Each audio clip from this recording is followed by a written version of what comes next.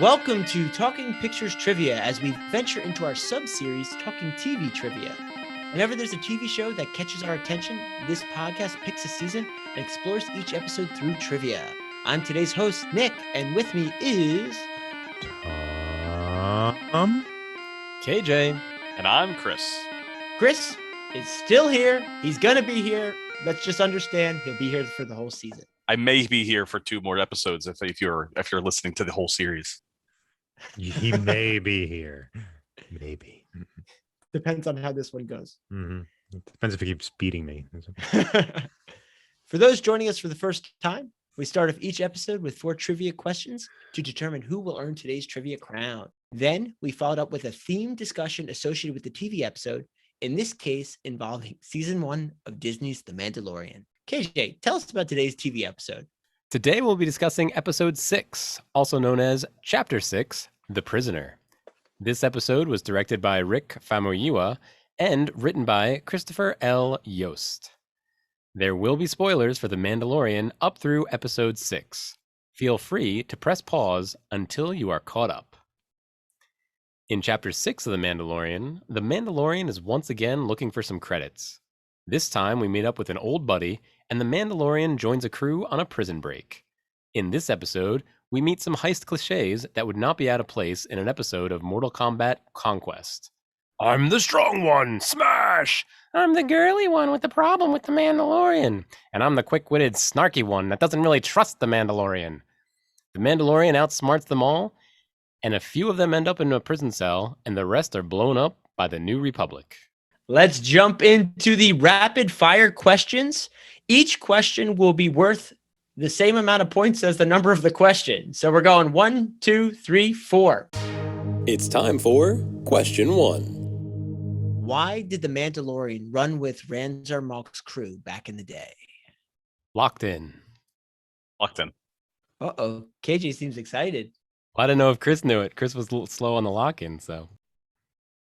Locked in? I'm starting with KJ. Well, you know what he said? Target practice. Tom? They were able to make a lot of money. Good source of money. Chris? The Mandalorian does say target practice. Oh, the points go to 1 point to KJ and 1 point to Chris.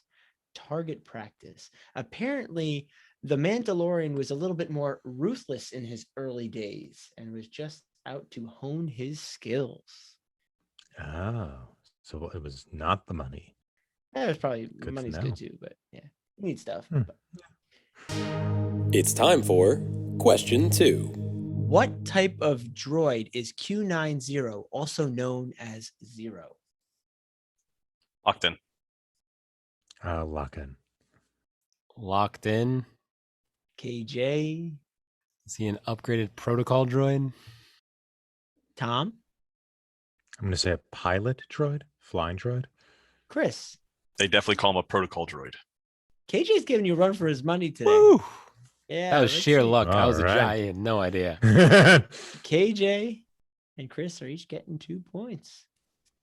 What is a protocol droid then? They just do anything? Yeah, a protocol droid is exactly what it sounds like. It's really there to serve the people, its masters, in different kinds of preparation for activities, conversation, translation, all kinds of things that involve communication. What is a non-protocol droid? They all have Like different roles. So Like an R2D2 is an astromech. Yeah. So they're there to Okay. repair ships and help steer and pilot and kind of different tasks. But for example, C-3PO is a type of protocol droid. Who has a specialty in language? Yes, he does, but most protocol droids would also have that same specialty because communication is a key part of what they do. So they don't do flying, except this droid who flies. Well, this is a reprogrammed protocol droid because usually they're not mercenaries. So, but originally he was a protocol droid. So this is an atypical protocol droid. The fact that he's flying and he is a mercenary for hire. So is the droid we meet in the first episode an atypical protocol droid, or is he something else? He actually is a mercenary droid. So he is So designed. there's okay. So there's a mercenary droid that is not a protocol droid. Yes, it's a completely. If you looked at him, he has the different guns built in. He is meant to kill. This one, his original purpose was to facilitate conversation and experiences between whoever he's working with. So that's a little bit different. But yes, this Okay. one is in a different role.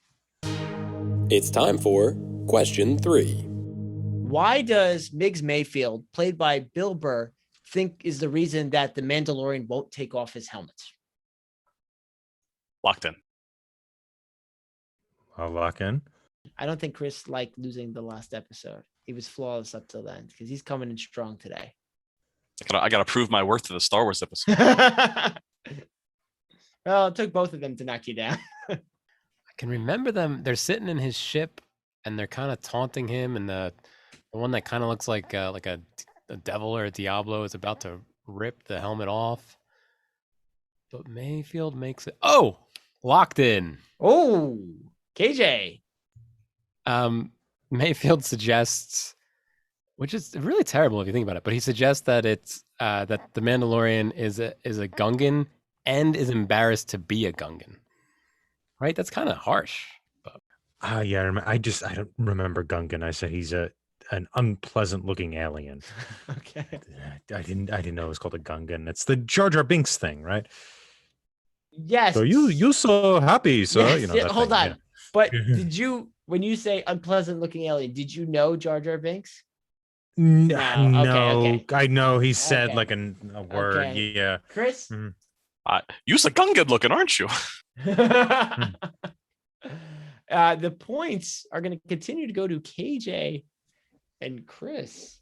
He does imply that he's a Gungan, and to KJ's point, he should be shamed for being a Gungan. They get a real bad rap in the Star Wars universe just because of Jar Jar Binks.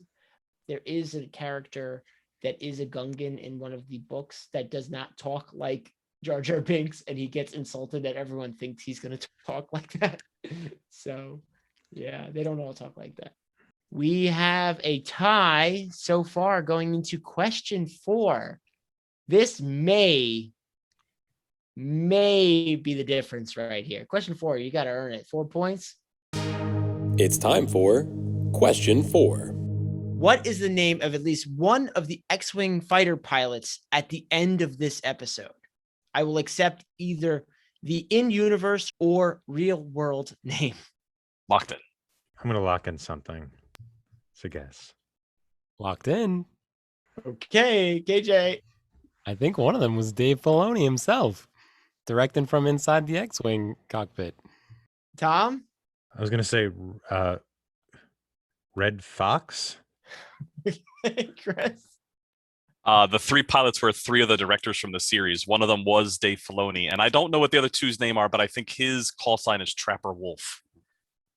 The points, and we're going to go into bonus round here, are the whole episode has been going to KJ and Chris, and Tom's been playing along. The 3 pilots are Dave Filoni, known as Trapper Wolf, Rick Famuyiwa, who was the director of this episode. His name is Jib Dodger, and Deborah Chow is another one of the directors on the series, and she plays Sash Ketter.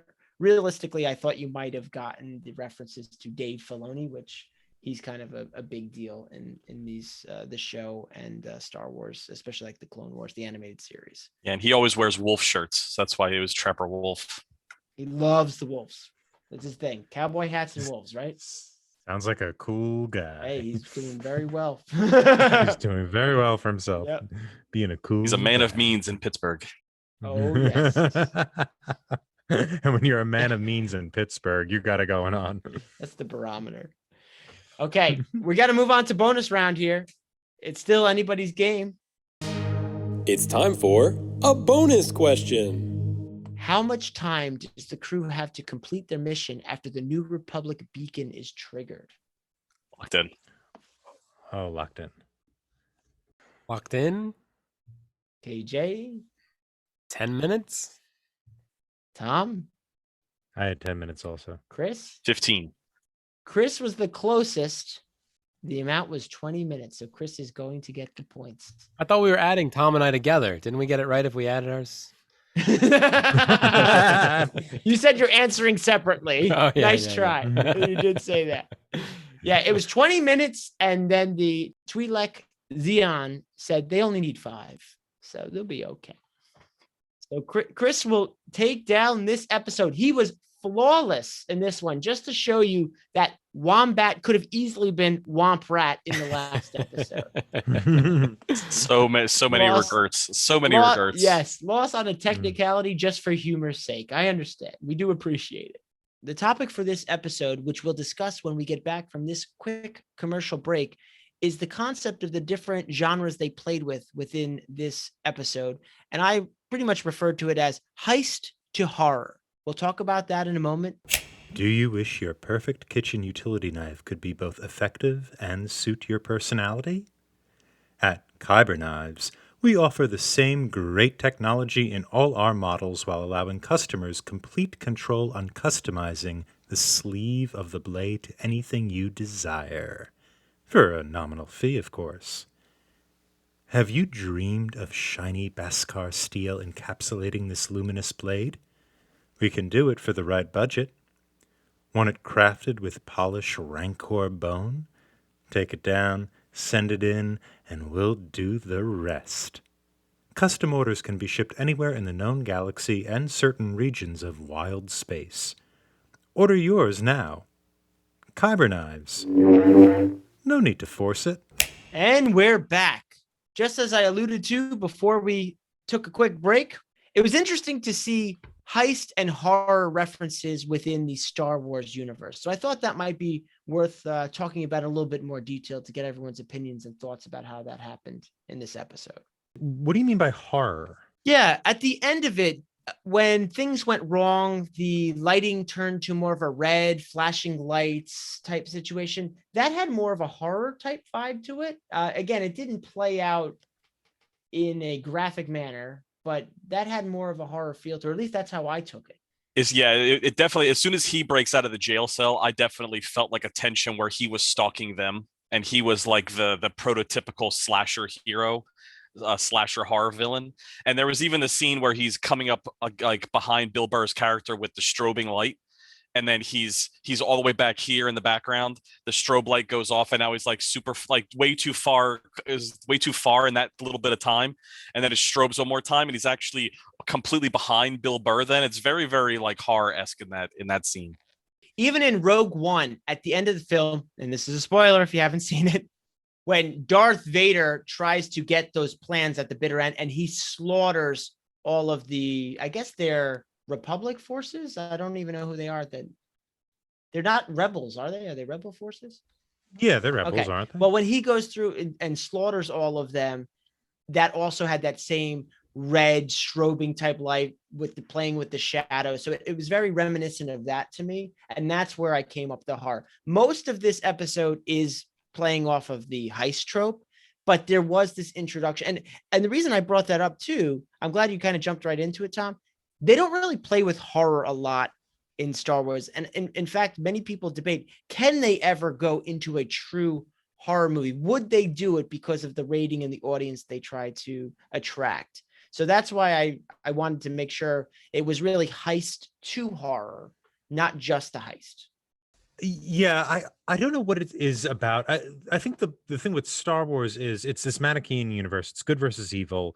And I think that the target audience tends to be a little younger. That doesn't mean it also doesn't appeal to adults. But when you're kind of setting up ultimate good versus ultimate evil, you have a very wide age range for who this appeals to.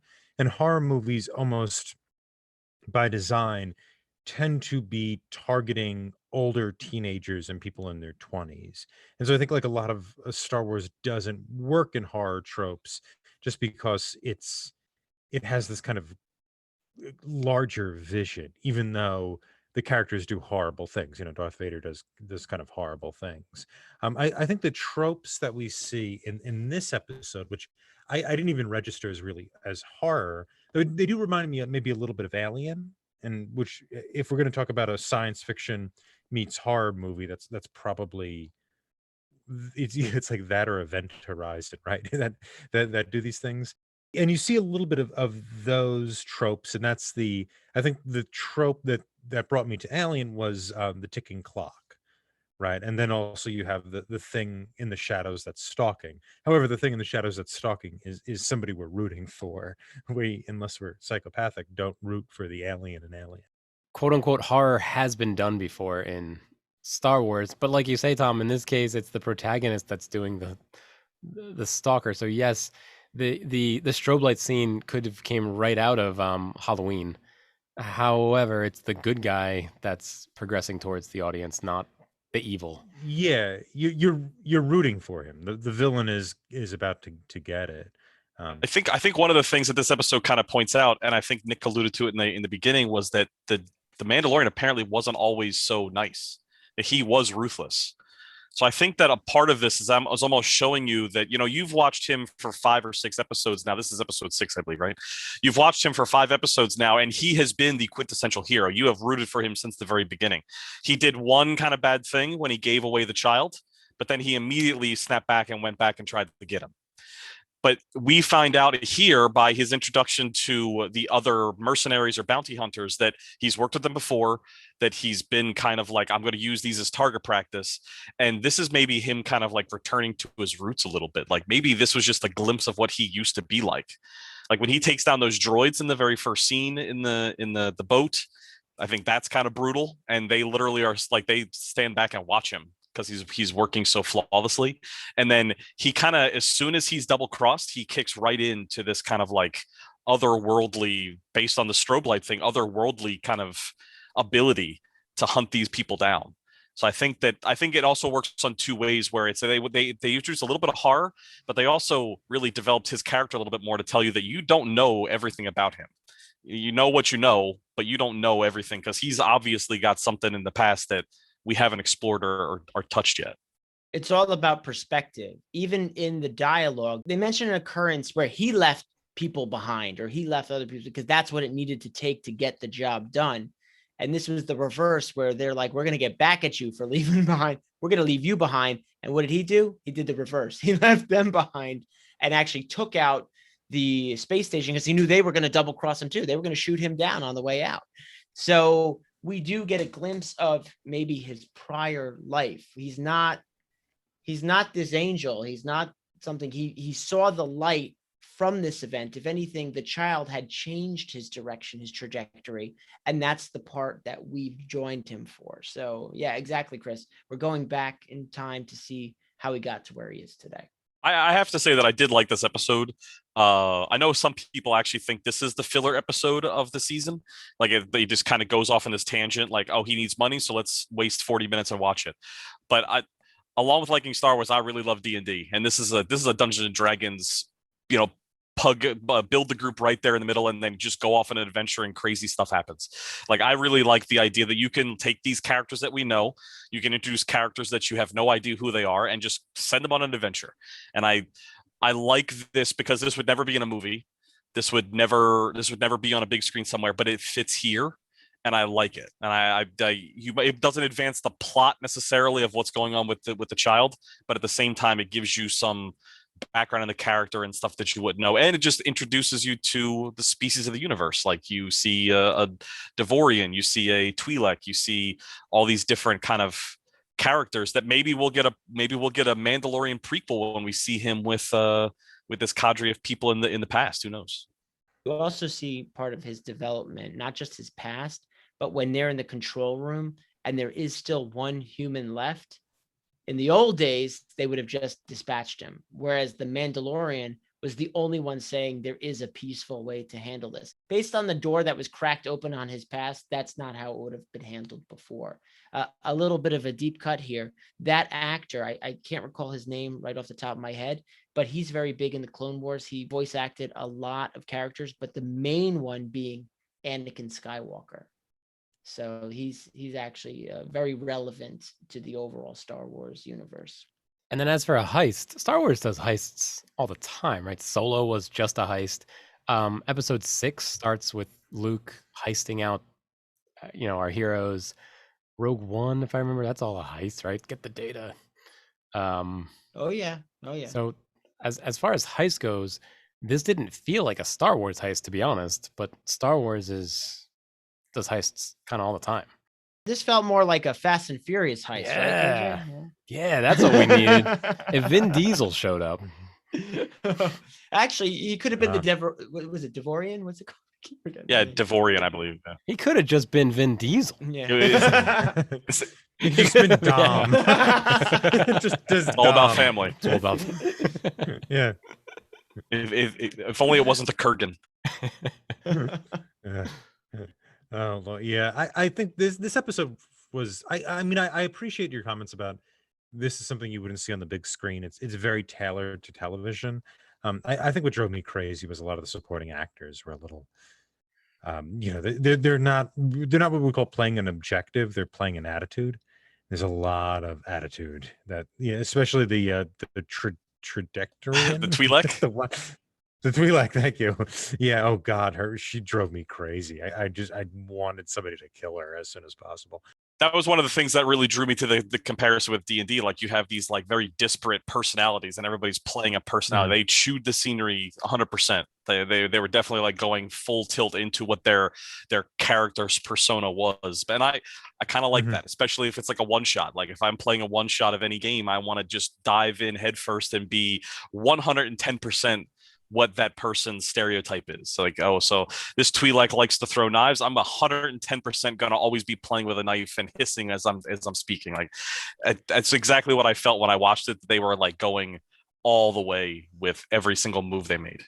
Yeah, I mean, there's also a difference between playing an objective and playing an attitude, right? So you can do all that stuff as long as it's in service of a goal the character is pursuing, as opposed to a demonstration of her Twi'lekness or her taunting. She likes to taunt him, right? She's taunting him for she's taunting him for a reason, but we don't see her playing that reason. She just kind of, this is what she does. Well, there is a reason. They allude that they had a relationship in the past. There's a reason, but she's not playing that, right? She's just sort of doing the attitude.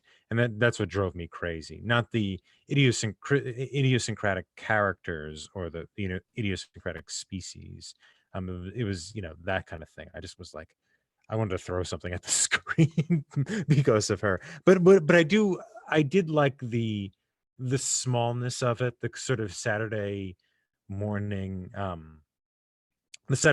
serial feel that I think this show actually by the end of it seems to do more and more, and actually works pretty well for this format.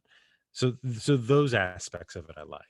The reason I kind of gave it a pass for that is I know when you don't have enough time to introduce all these characters, the easiest way to do it is pretty much keep them very one-dimensional. So yeah, it's not even the dimensionality. It's really like how the character uses her lines, I guess would be the best. Using them to do something as opposed to, doing like an impression of someone, right? When you do an impression of someone, you're really not like pursuing an objective. You're just doing that, right? It's very different to be James Earl Jones and doing something with those lines and then doing an impression of James Earl Jones as Darth Vader. That's what took me out of the episode. I get it. It's being versus playing, right? Yeah. I think that's a good one. I'm kind of curious what the prosthetics did, because the Twi'lek has those gigantic liku coming off her head. That, like, you could see just how uncomfortable they look. They were super stiff as she was moving her head around. And then the Devorian, or I'm pronouncing that definitely wrong, but he's got the gigantic hordes and the face paint, so I'm sure he was in the makeup chair for hours upon hours. And don't get me wrong, other actors definitely can sit in a makeup chair and still perform very admirably, but I wonder if that maybe, and time constraints of shooting a TV show, if any of that kind of hampered their ability to do it as well. Yeah, I'm sure. And also the thing, like, so just a general question about Star Wars: why do they build doors that shut at such a rate that they kill people when they close?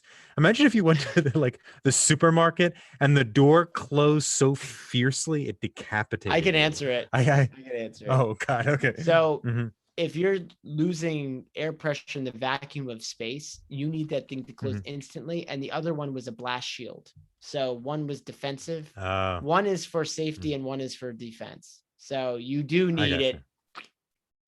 Seal it in, airtight. And that still didn't take down that guy, by the way. We thought that was going to be a callback to what they did with the, oh my gosh, where's all my Star Wars knowledge going today? The Quarren? Not the Quarren, yeah. So they almost had a callback to what they did with the Quarren in the first episode in the bar, where the door took him out, literally cut him in half. Yeah. But the other guy is much bigger and survived, although unfortunately his horns broke. Oh, poor guy. Hopefully they grow back. Hopefully they're like shark teeth. They just keep coming. Where do the doors go? I'm just thinking they got to have a lot of room between floors in this. Pocket doors. Those are some big pocket doors, KJ. But up and down, right? Like they got to have. Well, some side by side and up okay, and down, right? Because usually they go. Yep. That's the engineer of the group right there. How do they work the Where doors? do the doors go? And why? So, and on Quarren, then that door was like a blast door because it wasn't in space. Hold on, Quarren is a species. The door that cut the guy in half. I guess he's a Quarren. Oh, he's a Quarren. That I don't remember what planet that was, but that one actually closed like a circle. I don't know how to explain it. Yeah. But why do we have a door there? That's not in kills space. people? That's that's just how the door works. I don't know. Advance the plot and character Yeah, I development. was gonna say plot device. There you go. Honestly, it was pretty cool. Yeah, it was pretty cool. Is what it was. Yeah. Used ship door. They got a good deal on it because it used to be on a. Fair enough. That's a good. Check out our website, talkingpicturestrivia.com, for more information about us and our episodes. You can find us wherever you listen to podcasts, as well as our YouTube channel. We are extremely grateful for any positive reviews, as those help others like you find us. If you like what you hear, remember to like and subscribe to our show. What's your favorite heist film or show, and why? Leave a comment on our YouTube channel, and let's continue the conversation. Thanks for joining us today, Chris. I had to come back and avenge my loss from the last episode, so I look forward to the next one and the next one after that. Additionally, you can follow us on Twitter at Talking Studios. Where could the rest of you be found? You can find me on Twitter at Thomas Lehman 15. And you can find me on Twitter at KJ10001000. And my favorite heist film is The Sting. Have you guys seen The Sting? I have, yeah. I love it. I don't know how I haven't seen it. I always hear reference as You saw it with me. Oh, I don't know why I don't remember seeing it with Tom. Oh, actually, you might have seen Butch Cassidy. Yeah, I think I did. I don't think I saw this thing. Yeah, it's same director and same actor. Yeah, I don't think I saw so this thing, but I've heard good things about it when it comes to the heist genre. I can also be found on Twitter at The Nickname. Join us next time as we continue The Mandalorian with Chapter 7, The Reckoning. Talk to you then.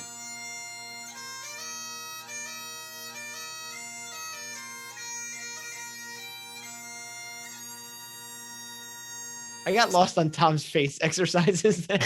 He was like my nose is crooked. It drives me crazy. No, it Like, looked you like notice? you doing like warm up, like vocal, like No, it's just you could see if I do this, my nose is actually crooked. I'm impressed at the range that you can, like if they ever needed a bewitched, you'd be Hey, you'd be we all what's got her name? talents. Elizabeth. All right, this is getting weird.